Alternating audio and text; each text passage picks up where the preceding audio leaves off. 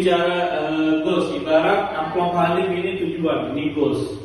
Dan misalnya abang tuh ibarat mental blocknya Halim. Ya, kalau abang berdiri di sini, kelihatan amplopnya? Abang kelihatan. Iya, amplopnya. Jadi ente misalnya punya goals, goalsnya itu ibarat amplop tadi. Kelihatan nggak? Tidak. Apa yang harus dilakukan biar kelihatan? Kelihatan nggak?